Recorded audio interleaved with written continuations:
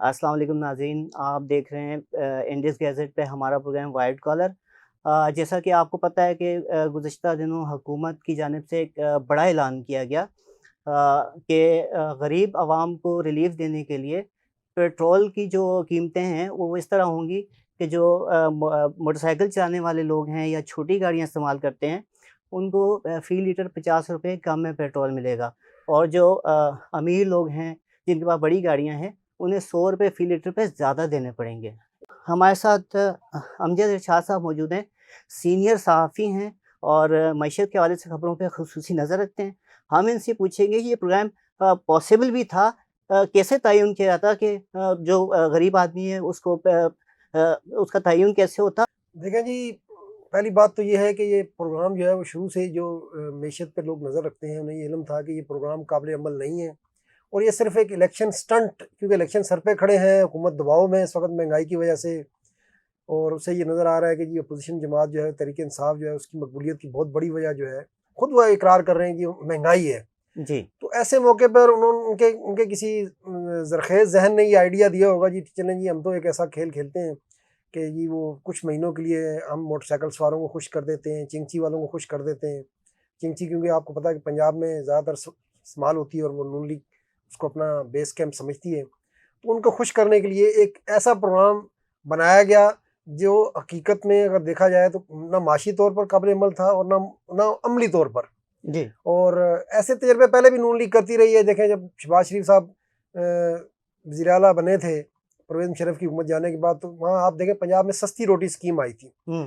सस्ती रोटी स्कीम में थी कि जी तंदूरों को इसमें रजिस्टर किया गया जी, ₹5 की रोटी दी जाएगी। हुँ। लेकिन फिर जो स्कीम के साथ हुआ, जिसमें उस अरबों रुपए जो है फ्लोर मिले और आगे डीलर खा गए, हुँ। फिर उसको प्रोग्राम को बंद करना पड़ा। जी। तो ऐसे मंसूबे काबिल अमल नहीं होते, हुँ। लेकिन उन्होंने इंतखाबी सियासत के तौर पर इसको इस्तेमाल किया। अब इसमें सबसे बड़ा था कि इस वक्त अगर देखा जाए डेटा, तो तकरीबन पाकिस्तान में जो 2.25 करोड़ के करीब मोटरसाइकिलें इस वक्त जो है वो सड़कों पर हैं। जी। ठीक है जी।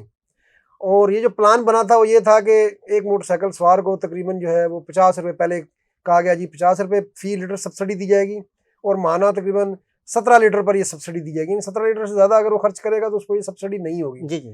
फिर बाद में डॉक्टर मुसद्दिक मलिक साहब आए, उन्होंने कहा नहीं जी, ₹100 सब्सिडी का फैसला किया है। हुँ। देखिए, अगर ₹50 भी आप सब्सिडी दें हुँ। फ़ी लीटर और 17 लीटर पर सब्सिडी दें, हुँ। तो महीने में आप एक मोटरसाइकिल सवार को कितना देंगे? ₹850।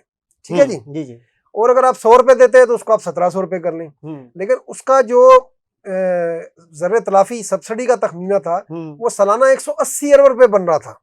जी, ठीक है जी। 180 अरब। हाँ, और इस वक्त हालत ये है कि आपके पास बिल्कुल पैसे नहीं है। आप खुद स्टेट बैंक की रिपोर्ट कहती है कि हुकूमत योमिया 37 अरब रुपए का कर्जा ले रही है, कि जी। शरह सूद आपने बहुत ज्यादा बढ़ा दी है। हुँ। सबसे बड़े कर्ज लेने वाली हुकूमत है, तो हुकूमत का पैसा जो है उसका बड़ा हिस्सा जो है वो हुँ। कर्ज की अदायगी में, और रोजाना 37 अरब कर्ज लेकर पुराना कर्ज अदा किया जा रहा हुँ। है। 180 अरब रुपए इस वक्त कहाँ से गवर्नमेंट लाती? सही। 180 अरब तो अभी पिछले महीने मिनी बजट दिया गया है, हुँ। सेल्स टैक्स 1% बढ़ाया गया, उसकी वजह से महंगाई की लहर आई हुई है। हुँ। फिर ये यहाँ पर एक और सवाल होता है कि क्या मोटरसाइकिल और 800 सीसी तक कार वाले को आप अगर ₹50 या ₹100 पेट्रोल पर सब्सिडी देंगे तो महंगाई पर असर होगा? तो इसका जवाब कोई भी कहेगा कि नहीं में, कि महंगाई का जो तल्लक है वो डीजल से जुड़ा हुआ है। अगर आपने अवाम को रिलीफ देना है तो आप डीजल की कीमतों में रिलीफ दें, जी। उससे महंगाई कम हो सकती है। वरना ₹800 अगर किसी की जेब में चले भी जाते हैं तो वो उसका कोई फायदा नहीं होना था, महंगाई पे कोई असर नहीं पड़ना था। सही। बड़ी अच्छी आपने बात की। अमजद साहब, पहले सवाल में मैंने आपसे एक पॉइंट पे बात की थी कि एक तो ये हो गया कि 180 अरब रुपए जो सालाना हाँ, इनको अगर ₹50 सब्सिडी दी ₹50 जाती के हिसाब से सब्सिडी वो देना था, वो निकालना बड़ा मुश्किल है। इस वक्त जी। जो जैसे बातें हो रही हैं कि इलेक्शन के लिए 20 अरब हैं, वो भी मैनेज नहीं हो रहे हैं और बहुत सारी चीज़ें इस तरह की। तो इसको आप समझते हैं कि एक सियासी एक मूव जी, जी, थी? जी, बिल्कुल एक सियासी नारा था। हुँ। और अगर कोई भी इसको किसी माशी माहिर से इस पे अगर बात कर ली जाती तो पहले मरले में, फिर आपके पास कोई डेटा भी नहीं है। देखिए, आप कैसे तयन करेंगे यही जी बात मैं करना चाह कि रहा था 17 आपसे। लीटर इस पेट्रोल पंप को मिल गया है। हुँ। आपके पास कोई अच्छा, अब आप उसका इनकम का बेंचमार्क कैसे हम करेंगे? जो ये खबर आई थी कि 37,000 तनख्वाह वाले को मिलेगा, जिसकी तनख्वाह 37,000 तक है। हुँ। भाई, यहाँ पर आपके पास कोई डेटा नहीं है। हुँ। आपकी जो प्राइवेट जॉब्स कर रहे हैं लोग, उनका तो आपके पास कोई डेटा नहीं है। एक फैक्ट्री में 100 मजदूर काम कर रहा है, लेकिन वहाँ रजिस्टर तो गवर्नमेंट के पास 5 या 10 होते हैं, तो आपके पास तो कोई डेटा ही नहीं है। तो आप किस तरह तयन करते हैं कि इसको ये सब्सिडी मिलेगी, इसको नहीं मिलेगी? नहीं, तो ये जिस तरीके से शुरू में जब खबरें आई थी, उसके बाद फिर जो मुल्क के लीडिंग जो बड़े अखबारात हैं उनमें इश्तिहारात भी छपे, करोड़ों रुपए के इश्तिहार छपे। उससे तासुर एक ऐसा गया जिस पे कैंपेन भी बड़ी चलाई गई सोशल मीडिया पे भी हुकूमत के हक में, कि बहुत बड़ा एक रिलीफ दिया है। अगर आप समझते हैं 50 रुपए का मुस्तकिल रिलीफ होता, वैसे तो बातें शुरू में आई थी कि ये अभी 6 हफ्तों के बाद काबिल अमल होगा, यानी शायद ऐसी कोई बात थी, या ये फौरन हो जाना था। और लेकिन एक तो ये है कि इसके लिए कोई हुकूमत की तैयारी नहीं थी। जैसा कि हमने कहा, अगर हुकूमत तैयारी करती तो पहले मरले में इससे दस्तबरदार हो जाती, क्योंकि इसमें जो चीज़ें जो सामने आ रही थी वो काबिल अमल नज़र नहीं आ रहा था, ना माशी हवाले से ना टेक्निकल हवाले से, ठीक है ना। अब गवर्नमेंट को पता नहीं क्या जल्दी थी कि उसने प्रोग्राम तैयार नहीं किया, कोई उसके लिए डेटा इकट्ठा नहीं किया, कोई उसका जो है वो बेंचमार्क तैयार नहीं किया, और इश्तिहार पहले से दे दिए। अब ये तो उसका जवाब तो गवर्नमेंट वाले ही दे सकते हैं, हुकूमत ही दे सकती है कि ऐसा उनको क्या जल्दी थी। यानी मंसूबा तो बना ही नहीं, पूरा भी नहीं हुआ, काम ही ऐसा ही है कि जी कोई बच्चे की भी पैदाइश हुई ना हो और आप जो है वो चले जाएं लोगों मोहल्ले वालों से, जी उसका नाम हमें बताएं जी, हमने नाम क्या रखना है, या मिठाई भी बांट दें, मिठाई भी बांट दें आप। तो ऐसा ही है, तो बच्चा तो पैदा होने दें, पहले आप कोई मनसूबा तो बनाकर पेश करते, अप्रूवल लेते, और फिर इतनी बड़ी रकम आपको पता IMF आगे आप ये मैं सवाल करना चाह रहा था आपसे कि अब इस वक्त जब आज ही ये खबर आई है कि फिलहाल मौखर कर दिया गया, ये कहना है गवर्नमेंट का। लेकिन मुझे ये बताएं कि दो बातें सामने आ रही है। एक तो ये कि IMF से इन्होंने पूछा नहीं था, जब उनको पता चला तो उन्होंने कहा कि आप ऐसी सब्सिडी एकदम इतनी बड़ी कैसे दे सकते हैं, आपने हमसे कंसल्ट नहीं किया। तो उस पर जो आपका पैकेज है, जो डील है, उस पर सवाल उठ गए।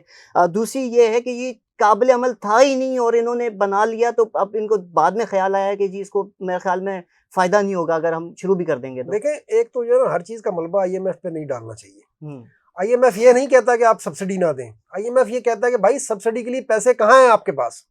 तो यहाँ भी IMF ने जो सवाल किया, उसने कहा कि अगर आप 50 रुपए पर देते हैं 180 रुपए साल के, आप कहाँ चलाएंगे?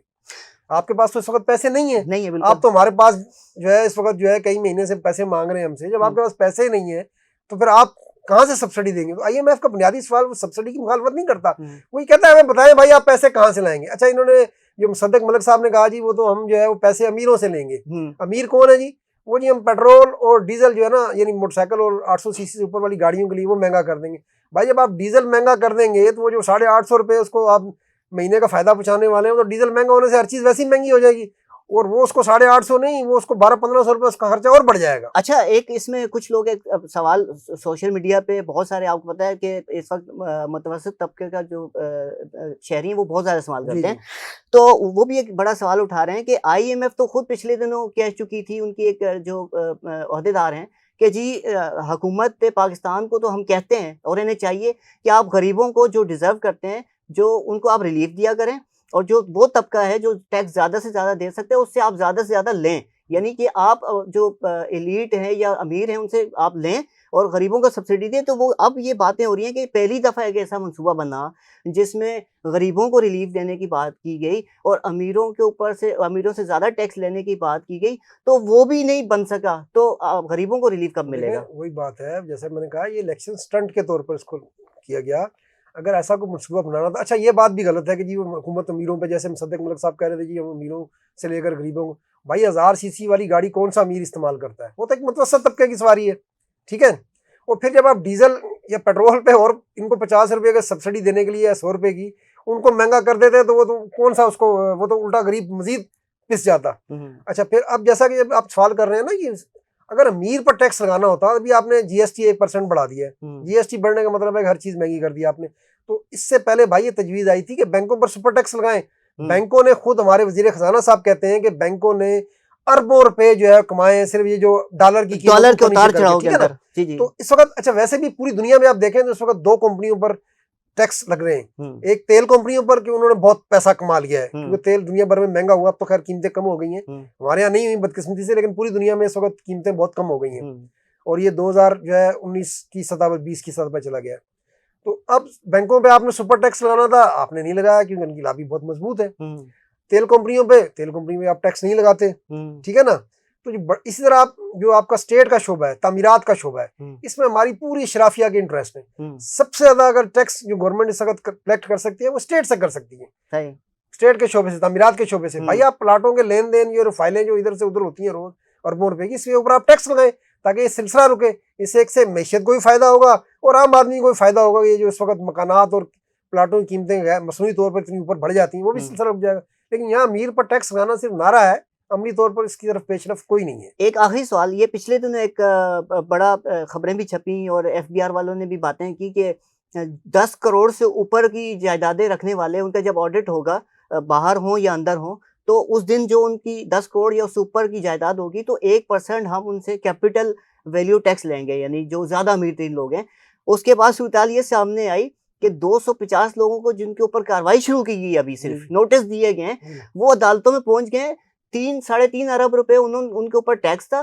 3-3.5 अरब रुपए वो अब तक वकीलों को और अदालतों के खर्चे पूरे करने में लगा चुके हैं वो, लेकिन एफबीआर को देने को तैयार नहीं। देखिए फिर वही बात है ना, वो मैंने देखा है, वो जो आप कह रहे हैं वो असल में जो बैरून मुल्क असासों जिनके उनकी हवाले से बात हुई। पहली बात तो ये है कि जब आप आम आदमी को, जब एक आम बंदा है जिसकी बैरून मुल्क जायदाद है, उसको आप ये कैसे यकीन दिलाएंगे कि जी वाकई एफबीआर जो पैसे जमा कर रही है वो ठीक कर रही है और सही जगह लगेगा। सबसे पहली बात तो ये है, एक अदम एतमाद का मामला।